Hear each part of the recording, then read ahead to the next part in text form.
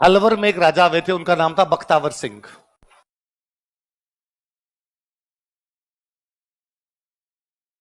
अलवर के राजा का नाम क्या था?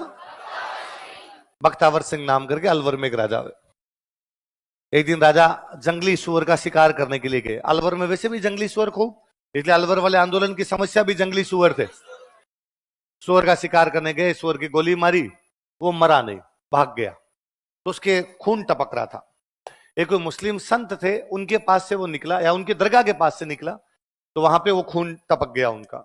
इस्लाम में सुअर को हराम माना जाता है, तो जो मुस्लिम संत थे उन्होंने श्राप दिया कि भाई जिस किसी ने ये सुअर का खून मेरी तरफ भेजा है वो बीमार हो जाए। और बख्तावर सिंह के भयंकर पेट दर्द करने लग गया, ठीक होने का नाम नहीं ले।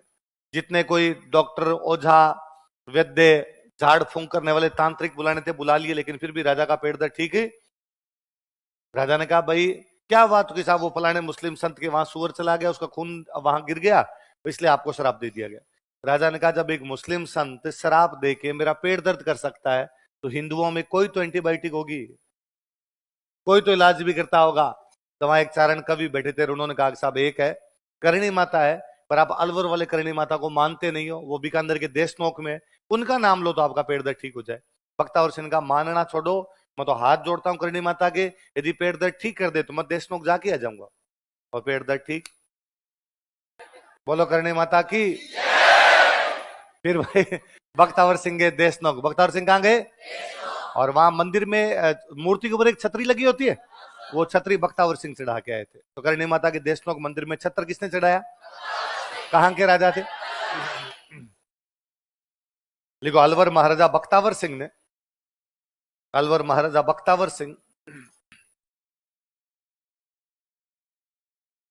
अलवर महाराजा बख्तावर सिंह ने, अलवर महाराजा बख्तावर सिंह ने मंदिर में छत्र चढ़ाया था, ऑफर्ड छत्र इन टेम्पल। मंदिर में छत्र चढ़ाया था, ऑफर्ड छत्र इन टेम्पल। वो जो ऊपर छतरी के, वो सॉरी मूर्ति के ऊपर लगा होता है वो ना, छत्र चढ़ाया था, ऑफर्ड छत्र इन टेम्पल। छत्र चढ़ाया था, ऑफर्ड छत्र इन टेम्पल। यहां पे ना दो बर्तन रखे हुए, उन बर्तनों के नाम है सावन भादो। क्या नाम है? क्या नाम है? सावन भादो। तो भाई आपके की करणी माता के मंदिर में दो कढ़ाई, कढ़ाई समझते हो, जो बर्तन बनाने, सॉरी मिठाई बनाने वाले जो बर्तन होते हैं, कढ़ाइयां होती है, तो दो कढ़ाइयां, इसलिए नाम क्या पड़ गए? और ये अपने राजस्थान में रिवाज ही था, दो चीजें एक साथ है मतलब सावन भादो। अचलगढ़ के किले में दो मूर्तियां हैं, सावन भादो। डीग में दो महल बने हुए, सावन भादो। देशनोक में दो बर्तन पड़े, तो अपने हर किसी को दो एक साथ है तो क्या कर देते हैं उनको? सावन भादो कर देते हो। यहाँ दो बर्तन है, उनको क्या कहा जाता है? तो कोई पूछेगा कि देशनोक के मंदिर में दो बर्तन रखे हुए हैं, जिन्हें क्या कहा जाता है? लिख लो। मंदिर में दो बर्तन रखे हुए हैं जिन्हें सावन भादो कहा जाता है। There are two pots in temple which are known as Sawan Bhado. मंदिर में दो बर्तन रखे हुए हैं जिन्हें सावन भादो कहा जाता है। There are two pots in temple which are known as Sawan Bhado. मंदिर में दो बर्तन रखे हुए हैं, कढ़ाइयां हैं जी। मंदिर में दो बर्तन रखे हुए जिन्हें सावन भादो कहा जाता है। There are two temples, two pots in temple which are known as Sawan Bhado. कहते करणी माता 151 साल जिंदा रहे थे, 150 साल की होकर मरे थे। कहते हैं कि यदि 100 साल के बाद यदि कोई बंदा जिंदा रहता है, यदि उसके बाल सफेद हो जाते हैं तो वापस काले होने लग जाते हैं, दांत गिर जाते हैं, दांत वापस आने लग जाते हैं, महिलाओं की दाढ़ी आ जाती है, ये बाल दिखाई देने लग जाते हैं यहाँ पे। तो करणी माता की दाढ़ी आ गई थी, इसलिए करणी माता का नाम पड़ा दाढ़ी वाली डोकरी। क्या कहते हैं? डोकरी मतलब बुढ़ी महिला, दाढ़ी आ गई थी इसलिए क्या बोलते हैं? दाढ़ी। लिख लो अन्य नाम।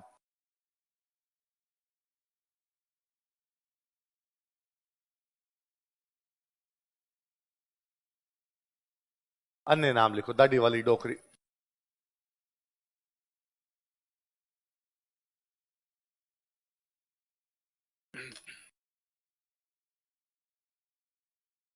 तभी भी गांव में इनको करणी माता की जा कहता है, कहां जा कहता है कि डोकरी के, करणी माता का नाम ले डोकरी। यूं आप बीकानेर साइड की गाड़ियों के पीछे लिखा हुआ मिल जाएगा, डोकरी कृपा, डोकरी की दया।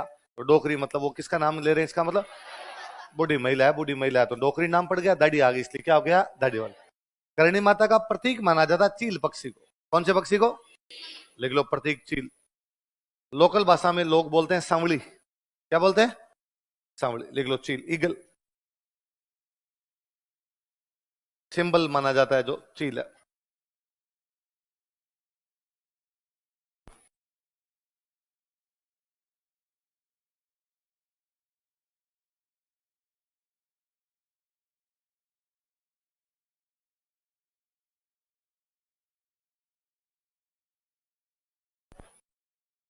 बात समाप्त हुई तो आगे पढ़े तुम लोगों के बीच में। तो क्या कहा जाता है करणी माता का नाम, और क्या है, दाढ़ी वाली डोक। प्रतीक क्या माना जाता है, और क्या बोलते हैं उसको, चमत्कार को नमस्कार ही ये भी कि भाई राठौड़ ज्यादा मानते, बीकानेर वाले राठौड़ों की इष्ट देवी मैंने बताया। बीकानेर वाले किले का नाम है जूनागढ़, क्या नाम है, आप कभी चले जाइए जूनागढ़ के ऊपर हमेशा चील है। कहां से आती है, क्यों रहती है, अब भी क्यों रहती है, इनके हमारे पास कोई जवाब नहीं, पर जूनागढ़ पे चील मिलेगी। वो अपने आप में ये कि भाई बीकानेर वाले राठौड़ थे, करणी माता को मानते तो उन पर करणी माता की दया है। उनका किला जूनागढ़ था तो जूनागढ़ पे क्या मिल जाएगी, चील। लोग ऐसा मानते हैं करणी माता पहरा लगाती है, करणी माता यहाँ पर रहती है। करणी माता का प्रतीक क्या माना जाता है, अगली माता लिखो।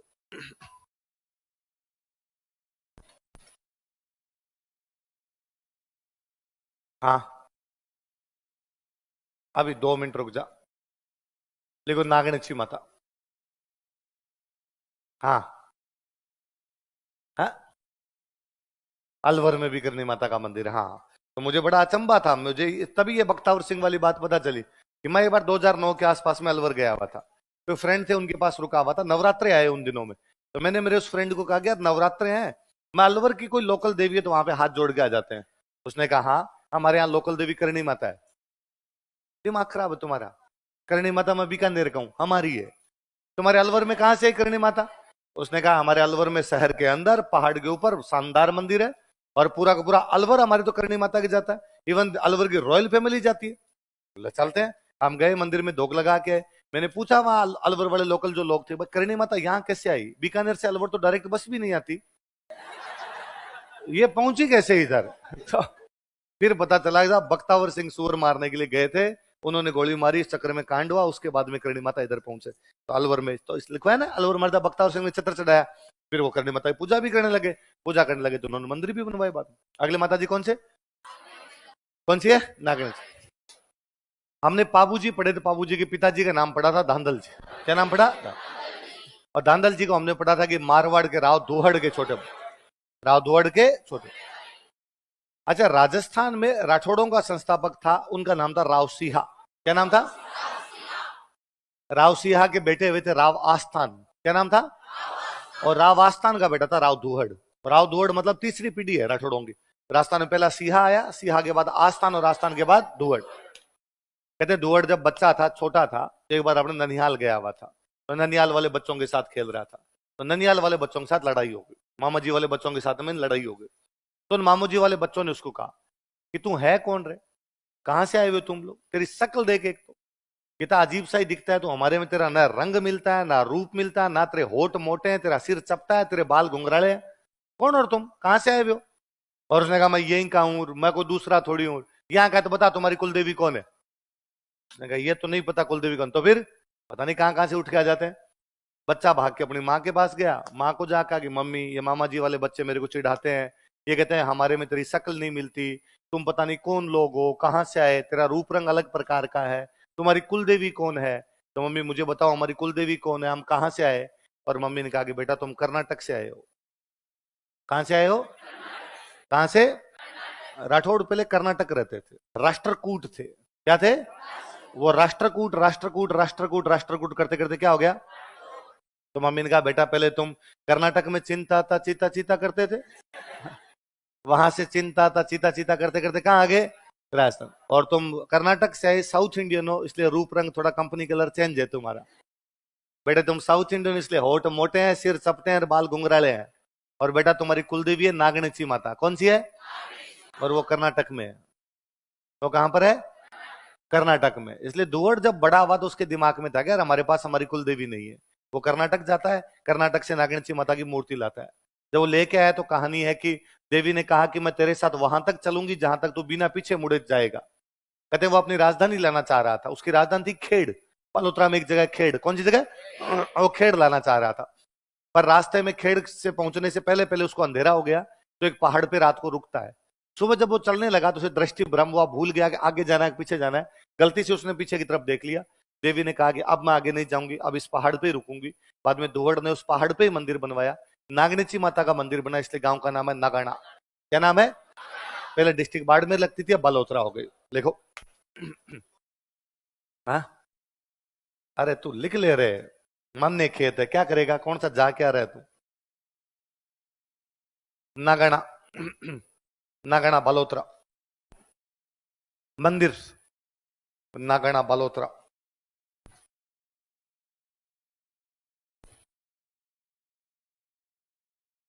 मंदिर कहां पर है? नागना। नागना कहां पर? बालोतरा। लिख लो। राव दुहड़ इस मूर्ति को कर्नाटक से लेकर आया था। राव दुहड़ brought this idol from Karnataka. करने लगे, वो क्या हो गई? आराध्य।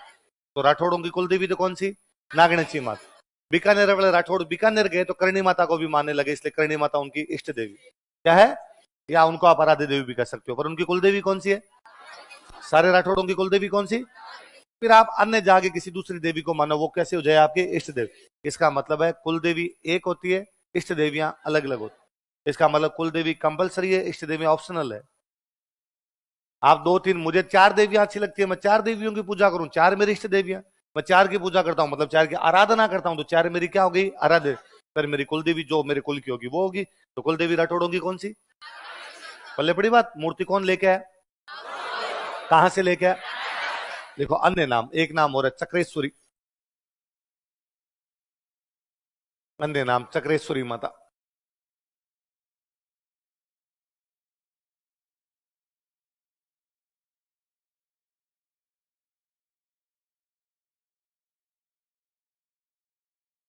अन्य नाम क्या है?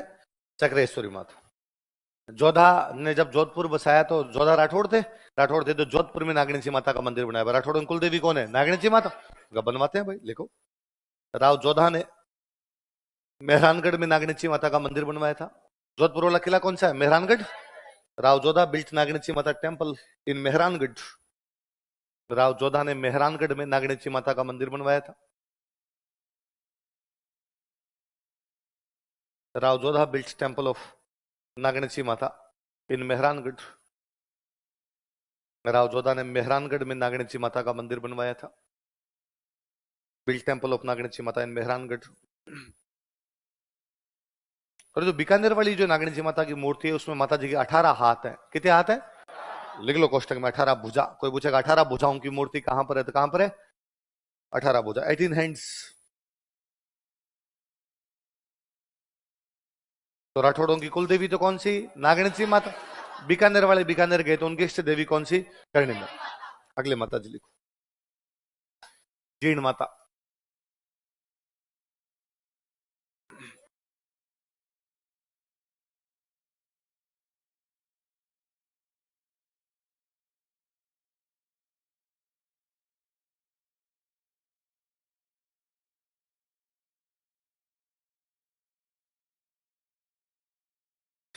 मंदिर लिखो रेवासा। रेवासा सीकर में जगह पड़ती है।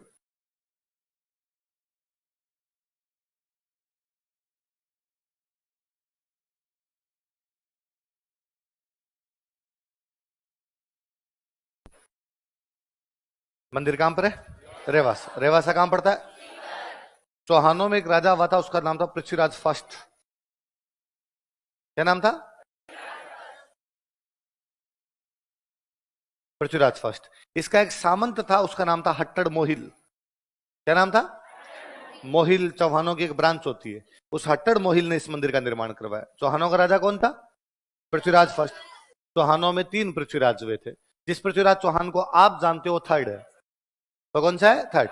तो जो पृथ्वीराज फर्स्ट था उसका एक सामंत था, उस सामंत का नाम क्या है? हट्टड़ मोहिल। उसने किसका मंदिर बनवाया? देखो, चौहान राजा पृथ्वीराज प्रथम के शासन काल में, during regime of Chauhan king Prithviraj first, Chauhan राजा पृथ्वीराज प्रथम के शासन काल में, during regime of Chauhan king Prithviraj first,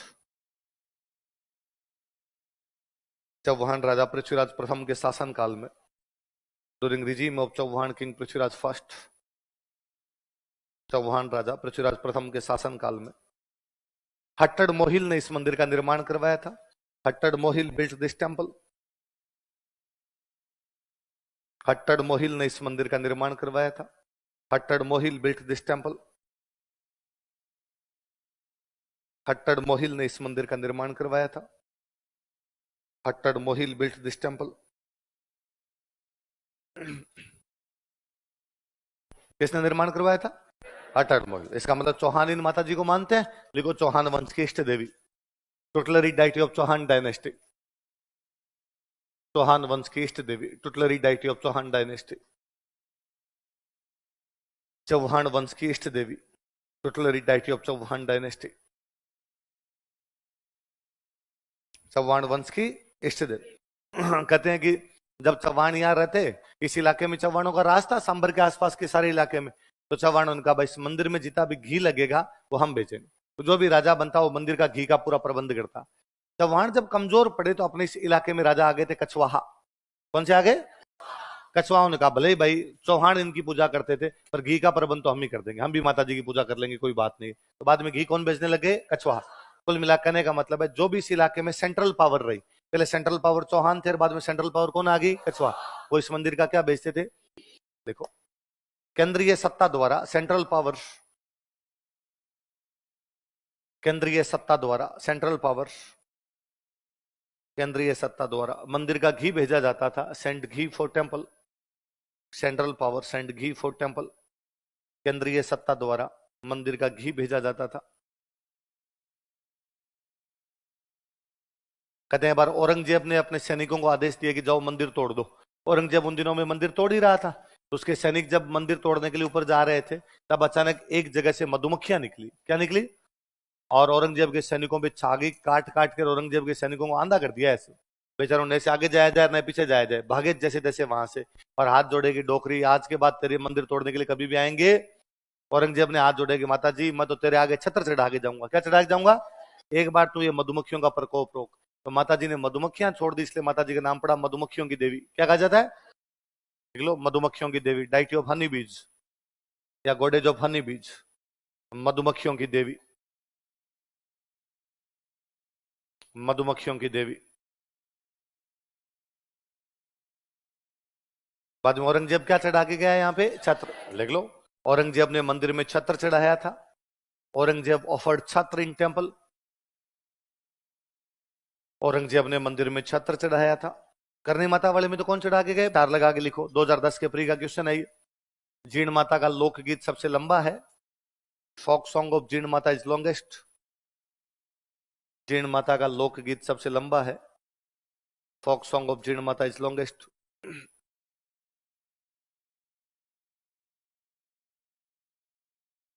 Jeen Mata का लोकगीत सबसे लंबा है।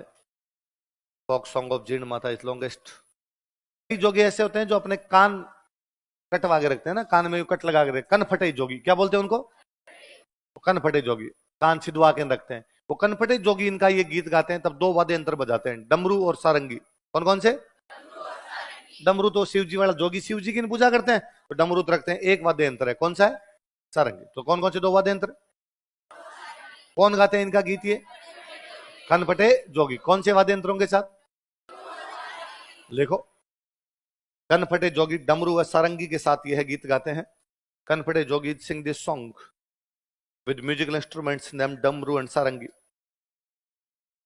कनफटे जोगी डमरू व सारंगी के साथ यह गीत गाते हैं। Kanphate Jogi sing this song with damru and sarangi. कनफटे जोगी डमरू व सारंगी के साथ यह गीत गाते हैं। Kanphate Jogi sing this song with damru and sarangi. कौन से वाद्य यंत्रों के साथ? डमरू और सारंगी के साथ। जीण माता के मंदिर के पास ही जीण माता के भाई का मंदिर है। भाई का नाम था हर्ष। क्या नाम था? और ये चौहानों के एक राजा ने बनवाया, उसका नाम था गुवक फर्स्ट। क्या नाम था?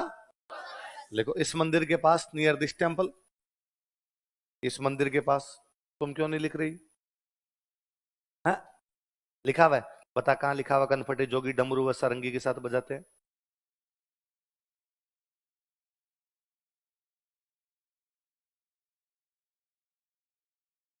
मैंने ही पहली बार लिखवाया तो तू कहां से लिखेगी?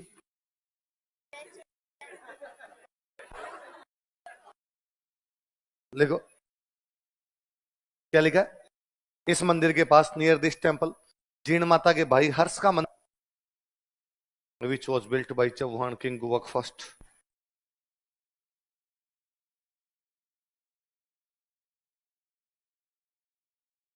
जिसका निर्माण चौहान राजा गुवक प्रथम ने करवाया था। Which was built by Chauhan king Guvak first. Chauhan राजा गुवक। और दोनों के मम्मी पापा की जल्दी डेथ हो गई तो दोनों साथ में पले बढ़े संघर्ष में। कालांतर में हर्ष की शादी हो गई। एक दिन हर्ष की वाइफ और जीण माता दोनों पानी लेने के लिए जा रही थी। ननद भौजाई हो गई आपस में। ननद भौजाई में इस बात पर बहस हो गई कि हर्ष ज्यादा प्यार किससे करता है। जीण माता ने कहा ऑब्वियसली मेरे से करता है, मेरा भाई है, साथ में खेले कूदे पले बड़े तो मेरे से ही करेगा।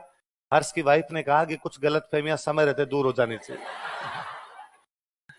और कहा शर्त लगा, और दोनों ने शर्त लगाई, कहा जिसका मटका पहले उतरवा देगा उसे ज्यादा प्यार करता है।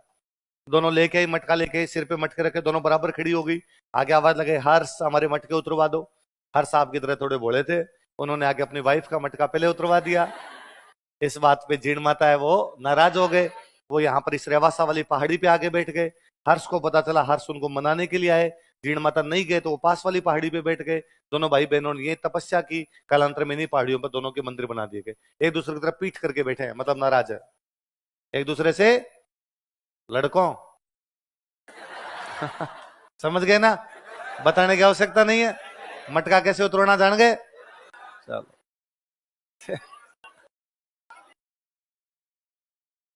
हाँ, शादी में चाक वाली रस्म किस लिए होती है? क्या पता भाई, ये तो नहीं पता। रस्म तो होती है इस वजह से होती है कि नहीं होती? भाई उतरवाता है ना। हाँ, ऐसा तो क्या कोई दूसरी रस्म रही होगी उस टाइम? सकराए माता। हाँ, जीजा उतरवाता है।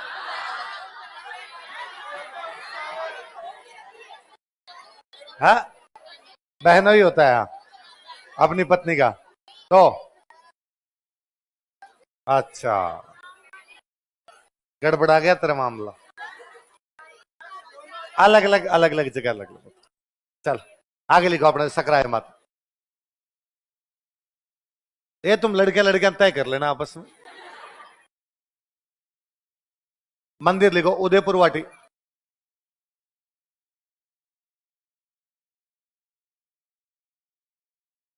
बहनों बहनों उतरवाता है भाई, बात तो सही है इनकी। उदयपुर वाटी नीम का थाना, याद आ गया। उदयपुर वाटी, उदयपुर वाटी नीम का थाना, नया डिस्ट्रिक्ट बना।